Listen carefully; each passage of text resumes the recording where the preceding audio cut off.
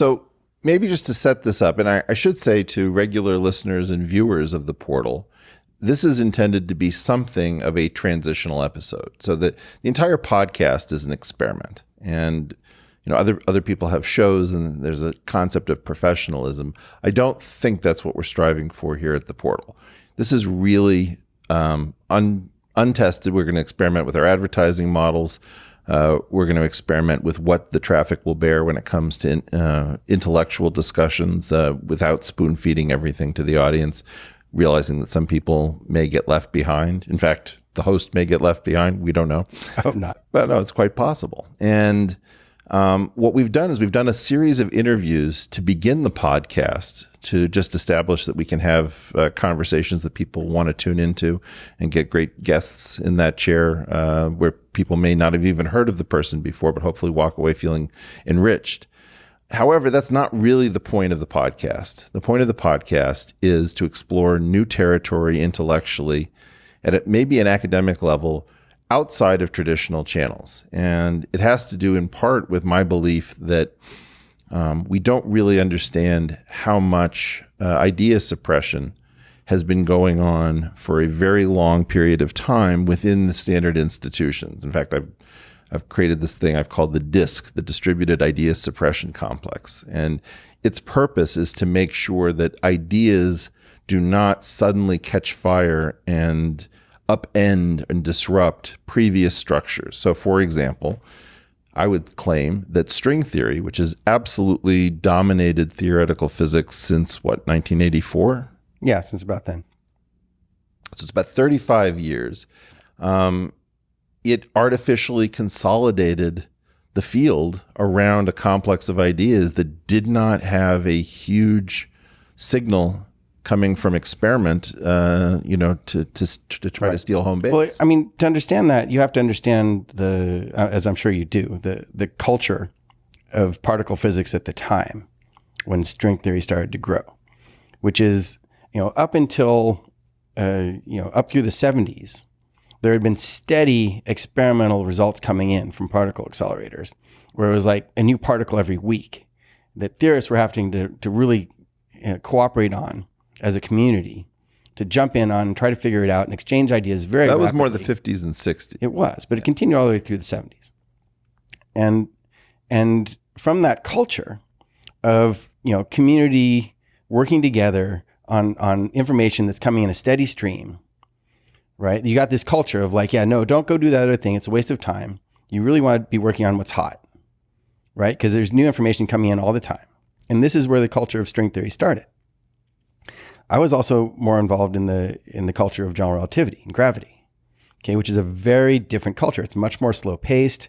You don't have new results coming in all the time. Everything's is much more Do you mind if I set this up a little bit for our audience and you can Sure. critique if I do a poor job?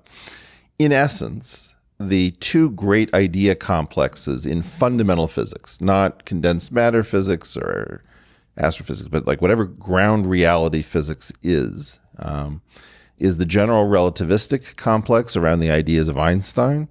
And then there's the sort of quantum field theoretic complex or the quantum complex around the ideas of Bohr. It's sort of fair enough and Planck. I don't mean to slight Dirac and others, but just to keep it simple, the children of Einstein and the children of Bohr. Right. And the boring people went into particle physics. The boring people? Well, you said they're the children of Bohr. So, Okay.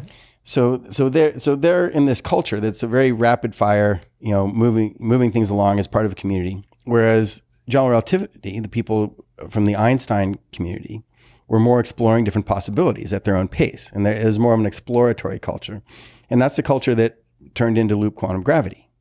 So first of all, I'm going to begin arguing with you there. To me, the issue is that Einstein put much more of the general relativistic picture in place, so there was less to do for the descendants of Einstein. And because the quantum was considerably less tied up, there was much more work. And so through a system of selective pressures, the more successful community in some sense, left fewer descendants, and they were less capable because there was less for them to do. Right. And then you had the quantum community start to attract the real brains because there was lots of work for a period of time to go back and forth between theory and experiment. That's right. Okay. But what happened was that when you think about it as a whole, that gravity has to be quantized. So there are two ways of getting there. You can either start from Bohr's children and quantum field theory and try to get from there to a quantum theory that encompasses gravity, or you can start from the gravitational side in geometry and try to somehow get quantum mechanics to play nice with this essentially classical geometric theory. And there were two very different approaches and two very different cultures. I still have some disagreements, but I don't think I necessarily want to derail us. All right. So anyway, the point I started with was that the string theory came out of the particle physics community. Now, when we say string theory, we mean the cultural explosion that happened in 1984 rather than the original string revolution of, let's say, Veneziana, which was much earlier. Okay. Right. So that in the mid-1980s, there was a discovery called the anomaly cancellation, where two very improbable things canceled each other, and the theory was suddenly, there was a theory that was given a green light that was highly restrictive as to what could go in that spot. Yep. And that result, the anomaly cancellation, gave birth to a cultural phenomena, which was the sort of takeover of theoretical physics by string theory. Right. It looked so promising at the time in the 80s. I mean, they thought that, yes, it naturally encompasses gravity, and all we need to do is find the right high dimensional manifold to attach to for our strings to vibrate in, and we'll immediately recover all the properties of the particles of the standard model. We just have to find the right one. We'll probably get this done by lunchtime, be wrapped up. I don't believe that story. Yeah. Well, it didn't happen. That was no, that was but I don't sounded. think that's even what actually happened. I mean, I was in college during this period, and even though that's the story that I would agree is told inside of the community, yeah, I'm not sure that I fully believe it. If I go back to my own memories, something very different happened. Well, it took a while to get everybody on the bandwagon. I think something still different happened. I think that Ed Witten showed up, and that there was one human being. He's his own anomaly.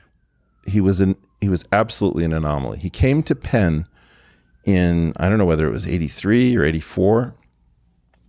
I left in 85, and he started talking about what the world was in a way that none of the physicists could actually follow, because he was using ideas from differential geometry and from higher mathematics in ways that most of the community couldn't track. He was saying things like, the reason we have 3 copies of the kind of matter that makes up our world comes from the characteristic numbers of a 6-dimensional complex manifold found at every point in space and time. And these things were so mind-blowing. I mean, if our listeners can't exactly follow it, they were in the same shoes as many people in the community. There was a voice that was clearly coming from another planet. Right. Undoubtedly the most brilliant person I've ever met in my life. The one person who continues to make me tremble when I hear his name or his voice. And this person signed on big time to string theory in a way that was very coercive and seductive, so that even though the community understood why he was signing on, it was in part Witten's endorsement that really started to move the needle, in my opinion. Yeah, and it's stunning just to what degree that failed. Okay, so say more. Well, the string theory unification program, the idea that this description of all fundamental particles and gravity and our entire universe would come from a model based on strings vibrating in other higher dimensions. I mean, that this unification program has failed. The vast majority of the high energy physics community has been working on it for over 30 years, and they've utterly failed to deliver on that promise, despite the high hopes and promises.